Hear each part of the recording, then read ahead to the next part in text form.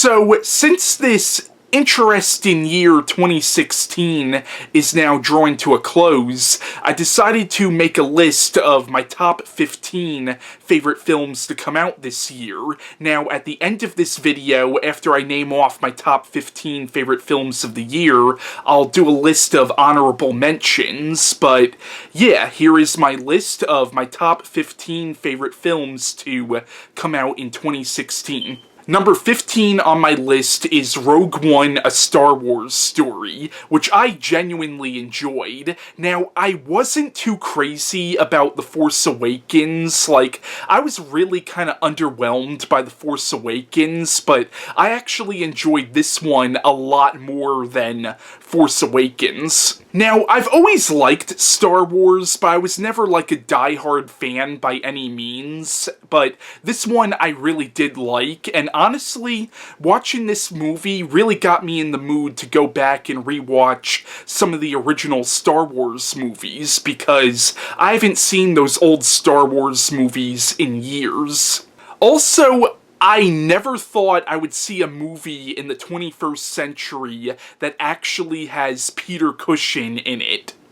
Okay, Peter Cushing is not really in this movie. Now, Peter Cushing played a character in the original Star Wars movie, and because this movie is taking place literally right before the events of the first Star Wars movie, they bring back Peter Cushing's character from the original film. Now, the actor Peter Cushing has been dead since the 90s. But instead of getting another actor to play the same character, they actually used CGI to recreate Peter Cushing's likeness, and it's freaking terrifying because if I didn't know that Peter Cushing has been dead since the 90s, I would actually think that's Peter Cushing there acting among the other actors. Like, it's really freaking terrifying. It's like they actually got the ghost of Peter Cushing to reprise his role as that character from the original film. But besides the really creepy CGI that they used for this movie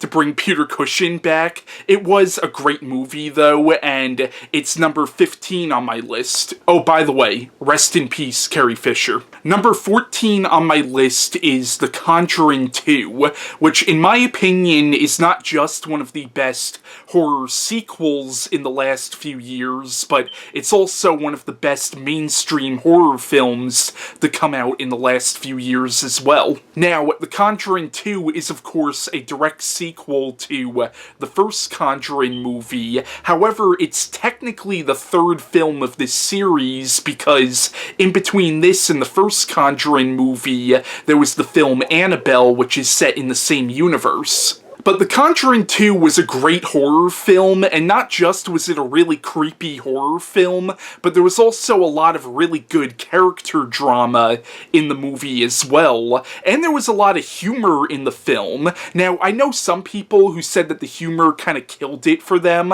but the humor worked for me, and I thought the humor kind of added to the character drama that's in the film, and the character drama only complemented the horror in the movie. And also, being from Long Island, I really appreciated the references to the Amityville Horror House in this movie. Number 13 on my list is Hail Caesar, which is the most recent film from the Coen brothers. Now, this is a film that I feel like fell under a lot of people's radar. Like, I actually think this is one of the most underrated films to come out this year. Like, the movie kind of just came and went, but I really loved this movie, and I thought it was a genuinely funny film. Now, the film is basically a love letter to old Hollywood. It's set in the 1950s, and once again, it's kind of a love letter to old Hollywood. At the same time, it's showing kind of the sleazier side of Hollywood during that time period, and the film is also very much a satire on Hollywood politics of the time, and also American politics of the time as well, because there's a lot of references in the movie to the Cold War and the Red Scare. But Hail Caesar is an excellent movie, and if you haven't seen this movie already, I highly recommend it. Number 12 on my list is The Neon Demon, which is the new horror film from Nicholas Winding Refn. Now, a lot of people hated this movie. Like, I saw it with a friend of mine, and my friend absolutely despised this movie. But this movie honestly worked for me. Like, I can completely understand why people wouldn't like this movie. Like, I can understand why this film would not be for everybody, but for me personally, it just worked for me, and I genuinely enjoyed this film, and when I was watching this film in the theaters, I was genuinely, like, immersed in the world that Nicholas Winding Refn created for this movie. And the movie also reminded me a lot of a Dario Argento film. Like, the film had a real Argento feel to it in terms of how it was shot and in terms of the usage of colors and lighting. Like, honestly, the best way I can describe this movie is, imagine if Stanley Kubrick were still alive today, and him and Dario Argento decided to work on a movie together based on a script by Bret Easton Ellis, and it would probably be something like The Neon Demon. Number 11 on my list is The Infiltrator. Now, The Infiltrator is set in the early 1980s, and the film's based on a true story. It's about a U.S. Customs special agent who goes undercover to try to bust this money laundering organization run by Pablo Escobar. Now, this is a film like Hail Caesar that I feel like fell under a lot of people's radar, but I thought this was an excellent film, and I found it to be a genuinely psychological film because it really focuses on how Bryan Cranston's character is really starting to become kind of immersed in this, like, identity that he's created for himself, and he actually starts to genuinely care about the people that he's supposed to be arresting. But yeah, The Infiltrator is an excellent movie. If you haven't seen it, definitely check it out, and it's number 11 on my list. Number 10 on my list is Captain America Civil War, which is the first of two movies to come out this year that are set in the Marvel Cinematic Universe, and this was an excellent movie. I think I liked Winter Soldier a little bit more than this, but this was still a great movie, and definitely one of the best of the Marvel Cinematic Universe movies. And one of the things I really liked about this movie is it really kind of showed you the downside of what the Avengers do, and it showed you that not everybody in this world likes the Avengers, and once again, it kind of showed you the downside of what the Avengers do. Now, to a certain extent, they touched on that a little bit in the Netflix series that Marvel has been putting out that are set in the Marvel Cinematic Universe, like Daredevil and Jessica Jones and Luke Cage. To a certain extent, they did that same thing in the shows. And this is definitely one of the darker of the Marvel Cinematic Universe movies. Granted, it's not as dark as, like, the Netflix shows, but compared to other films in this series, this is definitely one of the darker films that take place in this universe. And in this movie, they also introduce Spider-Man into the Marvel Cinematic Universe, which I've always been a pretty big Spider-Man fan, so that was really freaking awesome to see Spider-Man finally become a part of the Marvel Cinematic Universe films. Number 9 on my list is Shin Godzilla, aka Godzilla Resurgence. Now, this is Toho's reboot of the Godzilla franchise. Now, there already was a reboot of the Godzilla franchise in 2014, which was made here in America. This movie, I guess you could say, is like Toho's answer to the 2014 American reboot. Now, this was one of the most unique Godzilla films I've ever seen. Now, the film is a complete reboot of the franchise with no continuity with any of the previous films, including the original film. So this is a pure reboot, and in this film, they actually change Godzilla's origin. But this film, very much like the original Godzilla film, or even Godzilla 1985, is actually kind of a political drama that just happens to feature a giant monster as the main antagonist of the story. And in the film, Godzilla is very much a metaphor, so in that sense, it's very similar to the original Godzilla, or even Godzilla 1985.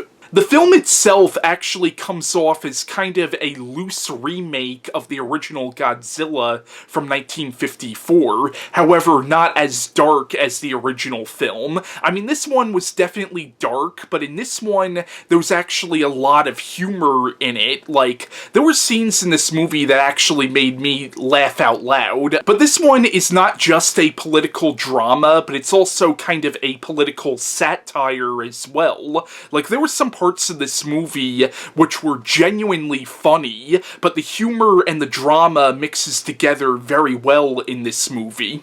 And also, I found this to be one of the most unique takes on the Godzilla mythos, probably since Godzilla, Mothra, and King Ghidorah, Giant Monsters All-Out Attack. Like, not since that one has there been such a unique take on the whole Godzilla lore. And the movie also has a very ambiguous ending that you could definitely draw several interpretations from. Now, I'm hoping that Toho, when Toho makes other Godzilla films, they actually pick up where this one left off, but I'm not sure if they're gonna do that or not. I know the next Godzilla film that Toho's doing is actually going to be an anime Godzilla film, but I'm not sure if it's going to tie into this one or not. Number 8 on my list is The Witch, which is definitely one of the creepiest and most unique horror films to come out in recent years. Now, the film is a period drama set in 17th century New England, and it follows this family who are banished from their town due to a difference of religious beliefs, and they end up setting up their own farm. But what happens is things start going horribly, horribly wrong for this family, and they start to fear that there might be a witch in the woods nearby their farm, but soon paranoia ends up becoming the true antagonist of this story, because this family starts turning on each other when they start to suspect that one of them might be the witch, and it turns out that Satan himself might also be at work here.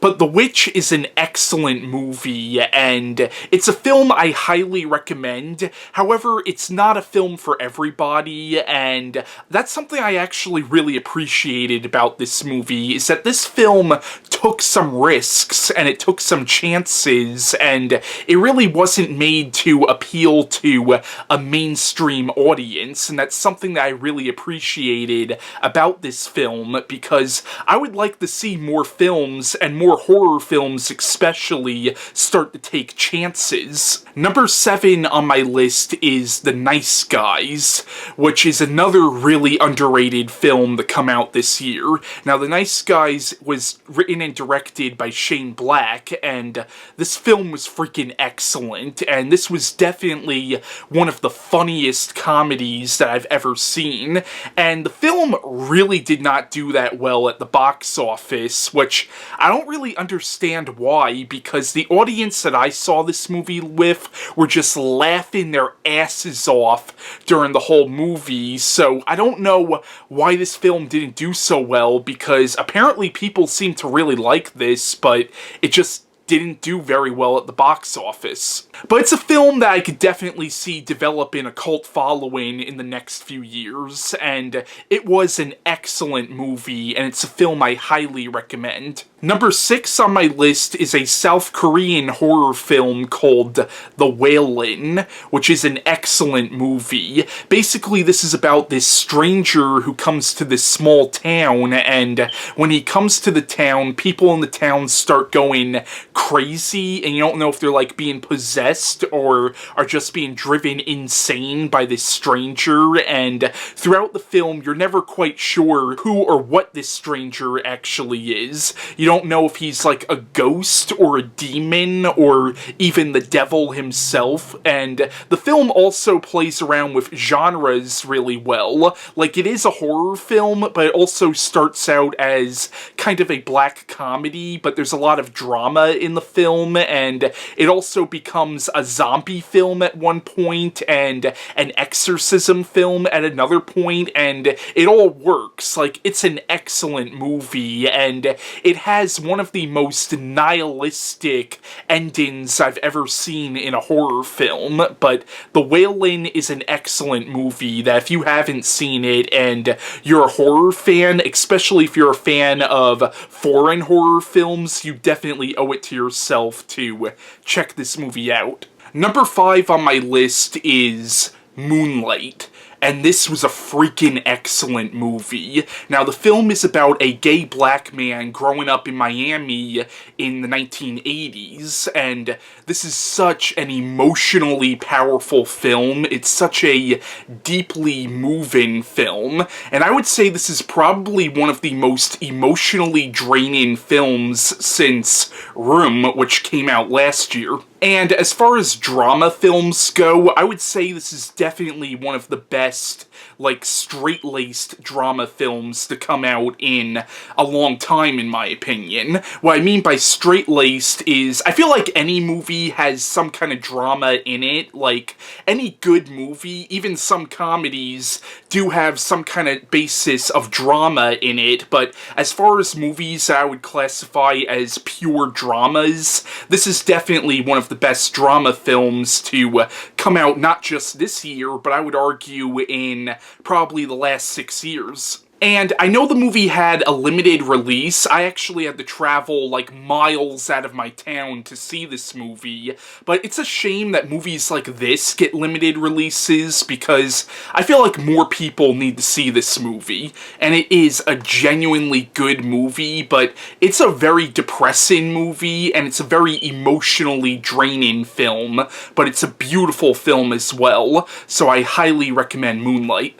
Number 4 on my list is 10 Cloverfield Lane, which was an amazing movie. Now, this is a semi-sequel to Cloverfield. Like, it's set in the same universe, or it's supposed to be set in the same universe. However, you can easily watch this movie without having to watch the first film, and it really does work as a standalone movie. In fact, I would almost argue that the film would work better if it wasn't connected to Cloverfield at all, and I thought this was such an excellent movie. Now, most of the movie takes place in this underground bunker, and you don't really get, like, the Cloverfield-related stuff until the end of the movie, which a lot of people complained about. I didn't complain about it because I already knew the film was already going to connect to Cloverfield in some way, but, like, the first, like, up until, like, the last 10 minutes of the film, the rest of the movie is just, it's one of the most terrifying horror films I've ever seen. Like, not even the, like, monsters that are in the movie at the end, but, like, John Goodman's character, who, this is a minor spoiler, but he is basically the villain of the movie. He's one of the most shit-your-pants, scariest villains I've ever seen in a movie. And in speaking of horror films, number 3 on my list is Green Room, which is definitely the best horror movie to come out this year, and Green Room was a freaking awesome movie, but this is such a visceral freaking movie. Now, the film is directed by the same guy who directed Blue Ruin, which was another really good movie. Now, the film is about a punk band who end up playing this gig at this venue, but it turns out this venue is actually run by neo-Nazis, and this band, they see something that they were not supposed to see, and it just spirals from there. And this is such an excellent, but such a brutally intense movie. And Patrick Stewart plays a character who's arguably the main villain of the movie, and he's just freaking excellent in this film. All the acting in this film is excellent, and the film, of course, has Anton Yelchin in it, who unfortunately is no longer with us, but he gave a great performance in this movie, though. Number 2 on my list is a movie that a lot of people crapped all over, but I freaking loved the piss out of this movie, and that is Hardcore Henry. Like, I found this film to be so much damn fun. Like, this movie, to me, is just pure fun. Like, the film actually reminded me, like, the movie has nothing to do with this movie, per se, but in a way, this film reminded me of Peter Jackson's Bad Taste. Now, Bad Taste is one of my top 10 favorite films of all time, and one of the reasons I love Bad Taste so much is because, to me, that movie is pure fun, and that's kind of how I define this movie. This movie, one of the most fun experiences I've ever had going to a theater, and I actually saw this movie 3 times in the theater.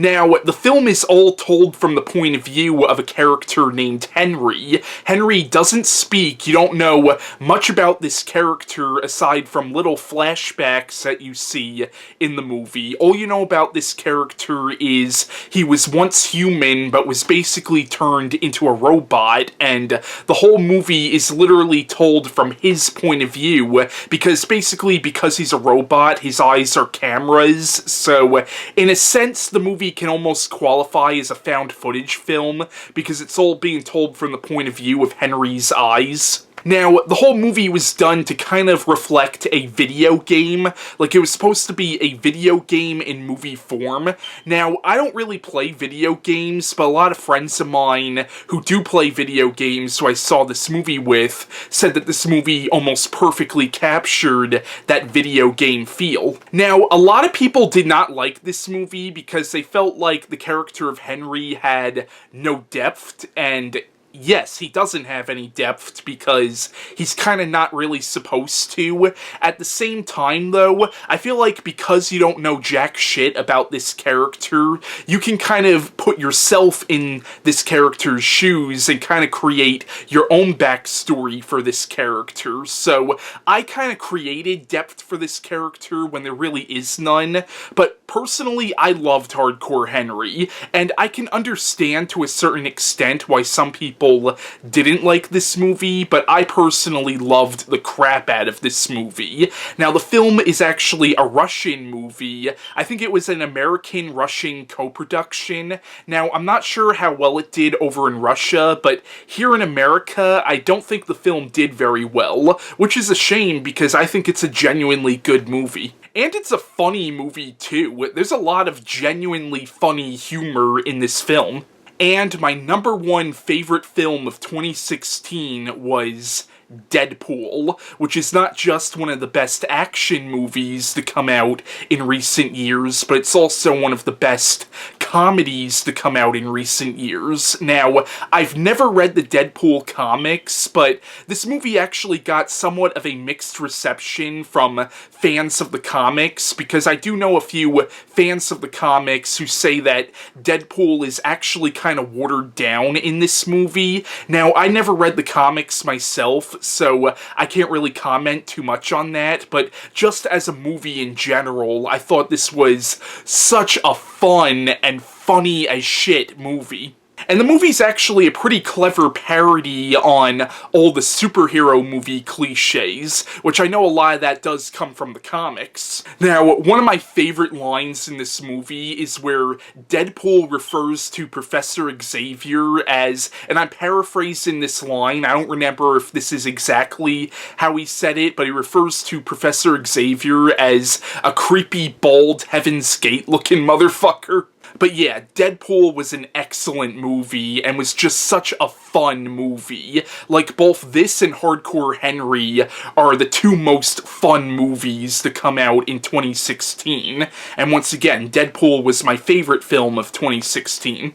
Now I want to name off a few honorable mentions. Now, the first honorable mention is a film that technically came out in 2015, however, it didn't get a wide release until 2016, and that would be The Revenant, which really was an excellent movie. The only reason I didn't put it on this list is because, once again, it technically qualifies as more of a 2015 movie, but The Revenant was an excellent movie though. The next honorable mention would be a Netflix documentary called 13th, which was an excellent documentary about the prison system here in America and how the documentary kind of argues that the prison system is really kind of targeting African Americans, and the documentary actually makes the argument that slavery is still kind of being continued here in America through mass incarceration.